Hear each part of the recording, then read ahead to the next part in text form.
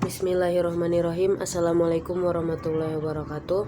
Ana di sini ingin menjelaskan bab nahwu, yaitu tentang zorf makan dan zorf zaman. Kita mulai dari zorf makan dulu. Zorf itu terbagi jadi dua, itu jadi zorf makan dan zorf zaman.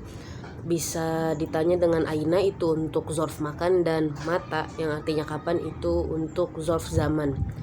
Yang pertama kita bahas zorf makan dulu. Pengertiannya adalah isim yang menunjukkan tempat terjadinya suatu perbuatan. Contoh umum zorf makan itu dipakainya dengan kata amama, yaitu di depan, kholfa di belakang, fauqa di atas, tahta di bawah, inda di sisi, baina di antara, yamin di kanan, shimal di kiri, huna di sini. Itu kata-kata yang bisa digunakan atau termasuk dalam zorf makan. Jadi dari kata-kata itu, jika menemukan sebuah kalimat yang di dalamnya ada kata-kata yang tadi disebutkan, dia termasuknya di zorf makan. Contoh kalimatnya misalnya jalasa at-tiflu amamal muallim. Anak itu duduk di depan guru. Nah, kenapa ini dijadinya termasuk kayak zorf makan? Karena ada kata amamanya di sini yang menunjukkan bahwa si fa'il itu berada di depan mu'alim, yaitu di depan gurunya. Jadi dia menunjukkan bahwa fa'ilnya ini berada di mana, dan amamanya ini untuk menjelaskan zorf makan dari si fa'ilnya. Seperti itu. Terus kita masuk ke zorf zaman. Zorf zaman itu isim yang menunjukkan waktu terjadinya perbuatan. Contoh umumnya itu al-yaum hari ini, terus amsi kemarin, sobahan pagi, masaan itu sore, lailan malam. Itu contoh-contoh kata yang dipakai untuk zorf zaman. Contoh kalimatnya itu darostu sobahan, aku belajar di pagi hari. Jadi si sobahannya ini menunjukkan zorf zaman, yaitu waktu terjadinya gitu. Jadi dia menjelaskan waktu terjadinya kapan, yaitu di pagi hari, sobahan. Catatan pentingnya itu zorf itu selalu mansub, walaupun kadang tidak tampak fathah karena mabni atau muqaddar. Yang kedua, tidak semua kata tempat dan waktu otomatis jadi zarf, harus menjelaskan fa'il dari perbuatannya. Jadi nggak langsung dia menjadi zorf makan atau zorf zaman. Jadi dilihat dari fi'ilnya dulu, apa yang dilakuin gitu. Terus bisa juga tanpa fi'il. Contohnya at-thalibu fil fasli, tetap bermakna tempat meskipun fi'ilnya tersembunyi. Ringkasan cepatnya itu zorf makannya itu tempat, zorf zamannya itu waktu. Terus fungsinya menjelaskan tempat dan waktu terjadinya perbuatan.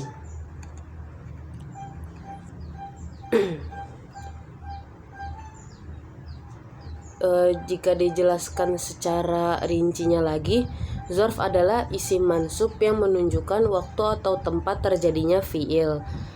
Pembagian zorf yaitu tadi menjadi dua. Yang pertama, zorf zaman menunjukkan waktu, dan zorf makan menunjukkan tempat. Contoh-contohnya tadi yang udah disebutin. Jadi kalau udah mulai neliti dari kalimat bahasa Arabnya, itu udah mulai ngerti kalau semisalnya ada kata amama ataupun sobahan atau al-yaum, itu berarti menunjukkan zorf makan dan zorf zaman yang udah disebutin tadi. Catatan penting untuk zorf zaman itu, zorf zaman bisa berupa isim nakiroh, contohnya darostu lailan, bisa berupa isim ma'rifah, contohnya sumtu al-yauma.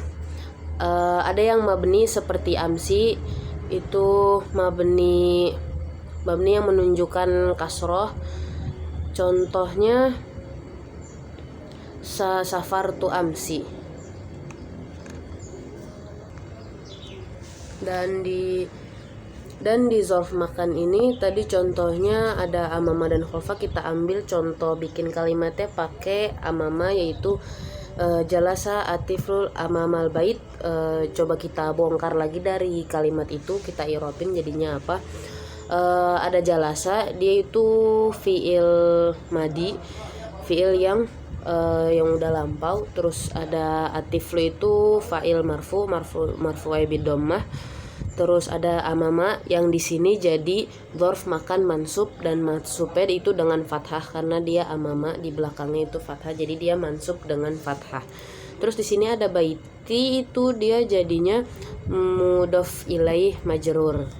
Terus sifat khusus dzarf makan, sebagian besar dzarf makan adalah isim yang beridhofah. Contohnya amamal masjidi tahta asyajarati. Perbedaan dzarf dengan jar majrur. Dan jika punya buku nahwu yang dari silsilah ini bisa lebih jelas untuk penjelasan dzarf zaman dan dzarf makannya. Kita ambil contoh yang dari sini, dibacain lagi jumlahnya. Contohnya waqafa amarun ala syati'il al bahri asron. Nah, dzarfnya di sini itu dia asron yang menunjukkan waktu. Naunya di sini tuh dzarf zaman. Dzarf zaman itu menunjukkan waktu, dan yang robuhunya mansubul bil fathah. Dan ada juga lagi contoh waqafa amaron sa'atan. Di sini dzarfnya yang menunjukkan dzarf itu sa'atan. Naunya itu di sini dia dzarf zaman juga karena dia menunjukkan waktu juga. Dan i'rabnya juga mansub bil fathah juga. Terus ada lagi contoh yuhibbuna as-safara bis-sufun saifan. Dan di sini yang menjadi dzarfnya itu saifan, dan bagi yang nggak tahu saifan itu artinya musim panas. Dan macamnya juga sama, dia dzarf zaman, dan i'rabnya juga sama mansub bil fathah.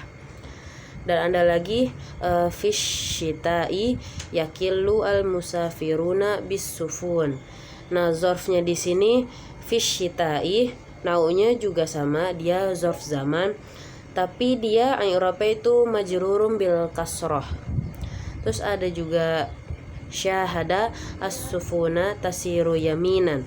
Nah, di sini dzarfnya yang menunjukkan dzarf di sini adalah tasiru yaminan, yaitu yaminan. Di sini macam dari dzarfnya ini adalah dzarf makan, yaitu menunjukkan keterangan tempat. Dan dia i'rabnya itu mansub dengan fathah.